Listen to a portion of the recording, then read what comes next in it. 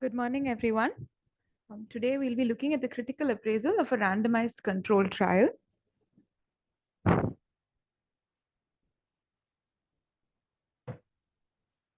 Let's look at this clinical scenario given to us.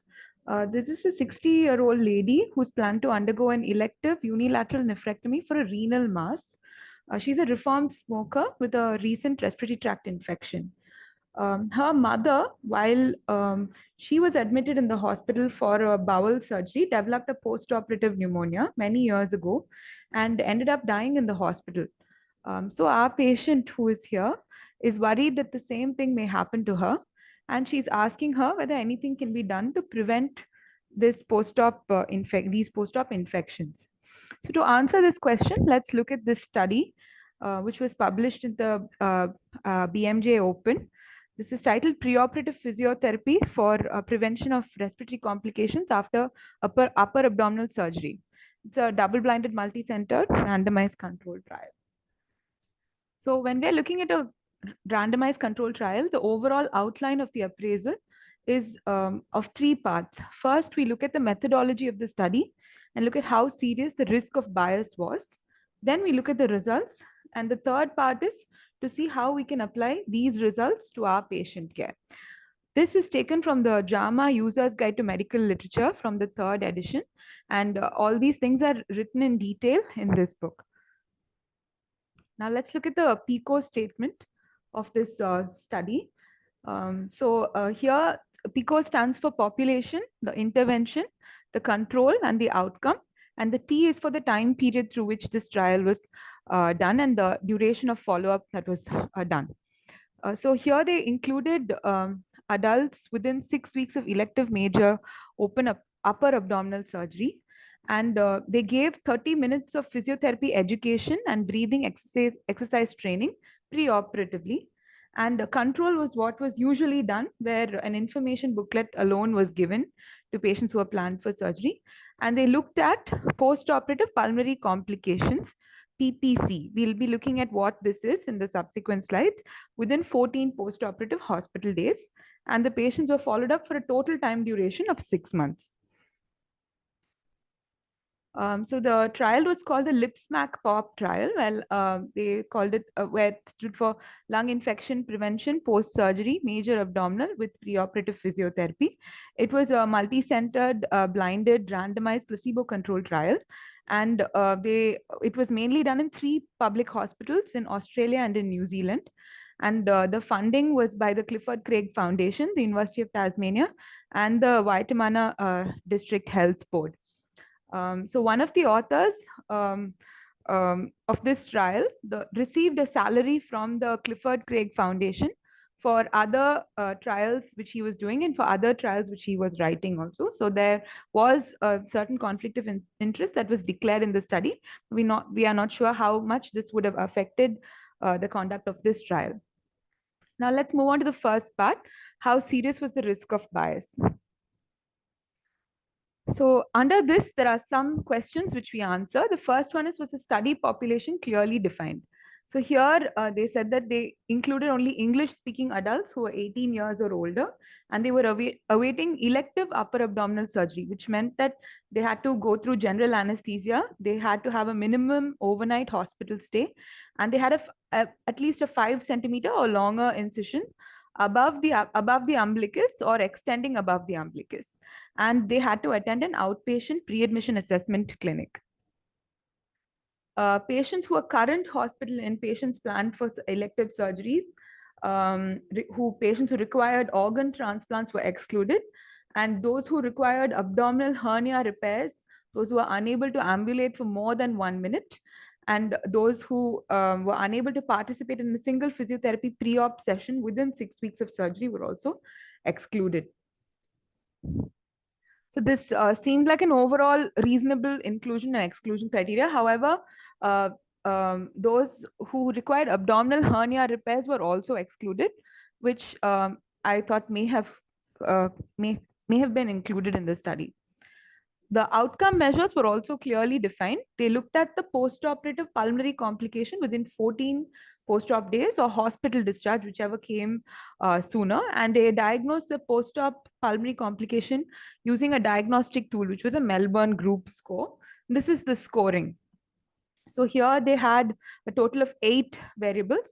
And the diagnosis of pulmonary post-op pulmonary complications was made whenever 4 or more criteria were present in a post-op day. The first one is new abnormal auscultatory findings. Second one is the production of yellow or green sputum, different from the pre-op assessment. And if they had a desaturation of less than 90% on room air or more on consecutive post-op days, and if they had a fever of more than 38 degrees, if the chest X-ray reported a collapse or a consolidation, if there was an unexplained leukocytosis of more than 11,000, and if there was presence of infection on the sputum culture report, or a physician's diagnosis of a pneumonia or a lower respiratory tract infection, or an undefined chest infection, or prescription of antibiotics for a respiratory infection. If they had any 4 of these 8, then a diagnosis of a post-op pulmonary complication was made. The secondary outcomes were the presence of pneumonia with less than 4 of the 8 points that we saw in the previous Melbourne group score. So if they did not meet it, then they were called as a pneumonia, and that was taken as a secondary outcome.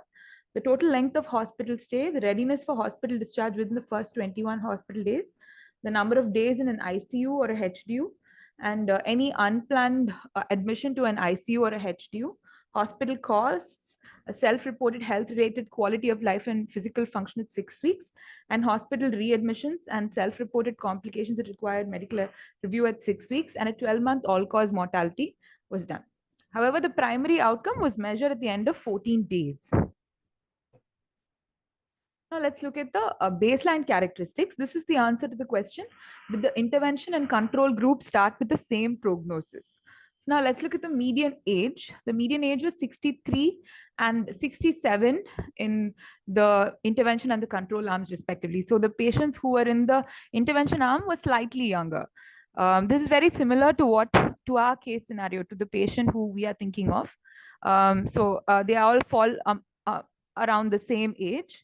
And let's look at men, the mean BMI, the body mass index, all of them were reasonably well matched. Now, if we look at the ASA physical health status, they've classified it as 1 to 2 and 3 to 4. Those who fall within 1 to 2 are healthier individuals, and 3 to 4 are slightly sicker individuals. And here we see that most of the people who were included in the trial, 69 and 58%, were healthier. And we see that they are slightly higher in the intervention group. So the people who are in the intervention group seem to be a little more younger and healthier, which puts them at an advantage. So we must think that this may have caused some amount of bias in the end when we look at the results. Otherwise, other comorbid illnesses, preoperative respiratory status, all of these were also reasonably well matched. So here also they've given us the proportion of patients who have smoked, and we see that former smokers were 43% and 40% in the intervention and control arms respectively. So it's similar to our patient who's also a reformed smoker. Looking at the second part of the baseline characteristics, again, the pre-op strength and activity levels are reasonably well matched. And the provision of interventions. Physiotherapy was given using students, recent graduates, senior physiotherapists, and specialist respiratory therapists. All of them gave the intervention. And all of those were also reasonably well matched between the two arms. And here we look at the surgical category and the procedures also. Equal number of patients in the intervention and control arms went through colorectal, hepatobiliary, and upper GI surgeries. And about 16 and 14% of people in the intervention and control arms had a nephrectomy as well, which is again the surgery that our patient is planned to have. Other characteristics were also reasonably well matched. So here another important part I want to highlight is about 43% and 46% in the intervention and control arms went into ICU. And about 10 and 11% required mechanical ventilation, and almost all patients received prophylactic antibiotics during surgery. This is also something to note. Otherwise, at the end of baseline characteristics, we do see that there's a slightly higher proportion of younger and healthier individuals in the intervention arm. So we should keep this in mind when we are interpreting the results. Now, this is the intervention that was given. They were given a 30-minute education and breathing exercise coaching session only for those in the intervention arm, which was not given to the control arm. So at the time of screening in the pre-anesthetic clinic, they were taken separately and they were given this 30-minute education and breathing exercise. Um, an information booklet of the same was given to those in the control arm, but this was not specifically explained to them in detail. The effect of anesthesia and abdominal surgery on mucociliary clearance was again explained with the help of diagrams, specifically to these patients who went into the intervention arm. And they were coached. So they were taught how to do the breathing exercises and they were observed. And this was done by 11 specially trained physiotherapists, out of which one was a very senior therapist who trained the other 10 therapists using video modules. And memory cues were provided once they were admitted, and they were given prompts saying to do these exercises also while they were in hospital preoperatively. The patients were randomized using a web-based randomization, which was 1:1, and randomization was concealed. Allocation concealment was done. Sealed opaque envelopes with allocation cards which were covered in aluminium foil were given. The study was blinded. The site investigators, the pre-op physiotherapists were aware of who were aware of the group allocation, did not have any contact with the patients post-operatively. The patients, the post-op physiotherapists, hospital staff, statisticians were unaware of group assignments, and outcome assessors were also blinded. However, all these patients would have been admitted in the same post-op wards and pre-op wards. So seeing some patients using memory cues to do pre-op exercises may have affected the blinding to a certain extent. This is something we should keep in mind. This is a consort figure. This answers whether the prognostic balance was maintained as the study progressed. So this upper abdominal surgery was planned for, and about 504 patients who were attending PAC were screened, out of which 63 were excluded for various reasons, and 441 were randomized into either the pre-op physiotherapy education or the pre-op information booklet arm. After this, um, around a few people had dropped out, and 218 people were included in the pre-op physiotherapy education arm in the intention to treat analysis. They've called it intention to treat, but we see that out of 222 that were randomized, 4 were not included in this analysis. The reason this was is because 3 of them never had the surgery and 1 person withdrew consent. However, this is not really intention to treat because all those who were randomized in that arm have not been taken in. So it is a somewhat of a modified intention to treat. Similarly, in the control arm as well, out of the 219 who were randomized into the arm, 5 had withdrawn and they were not included in the intention to treat. And 214 alone were included. So this again tells us this was a kind of a modified intention to treat which was done. All patients were followed up for a period of 12 months. The trial was not stopped prematurely, and a modified intention to treat analysis was done. The sample size was adequate. Based on a retrospective audit which was done at one of the study sites, the post-op pulmonary complication rate of 38% was seen. So there was an absolute risk reduction in the post-op pulmonary complication of 20%, which was reported by previous trials with the intervention of physiotherapy. But in this trial, they had conservative goals. They wanted to see only a minimum of 10% absolute risk reduction from a 20% baseline risk in the post-op pulmonary complication risk reduction. And this was set considering the time which has passed since the previous trials. And a total of 398 patients were required to achieve an 80% power to detect a significant difference between the two groups with a two-sided alpha of 0.05 with 11% inflation to account for dropouts, non-compliance and uncertainty of baseline risk, and a final sample size of 441 was required. So that was achieved. So looking at the overall validity, the study population was clearly defined, the outcomes were clearly defined, randomization was done, allocation concealment was done, blinding was done to an extent. We don't know how much it would have held out when all patients were sharing the same ward. And a sample size calculation was adequate, and a modified intention to treat analysis was done. And the baseline characteristics was reasonably well matched. However, we see a slightly larger proportion of younger and healthier individuals in the intervention arm. Now let's look at the results. So this is the primary outcome, which is the post-op pulmonary complication at the end of 14 days. Here we see that 27 out of 218 people developed this. That's 12%. And in the information booklet arm, 58 out of 214 people developed this. That's 27%. So we see that it's more than half reduction. And we see that this hazard ratio of 0.48 with a confidence interval lying between 0.30 to 0.75, and the p-value is less than 0.05, 0.001, which shows statistical significance. This is the adjusted analysis, and here they have mentioned that they have adjusted for age and few other factors. So normally we do this when certain baseline characteristics are not well matched, and we would like to adjust for them to remove that bias to see whether this statistical significance still holds true. The unadjusted analysis itself shows that the hazard ratio is 0.43 and the confidence interval is not crossing 1, and the p-value is significant.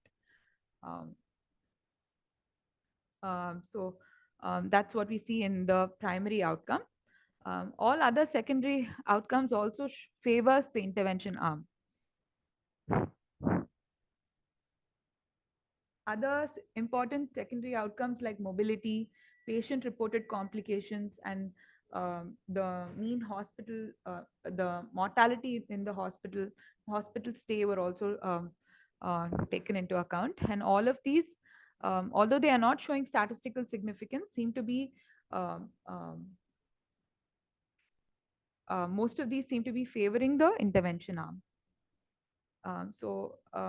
However, the study is not powered to look at these secondary outcomes.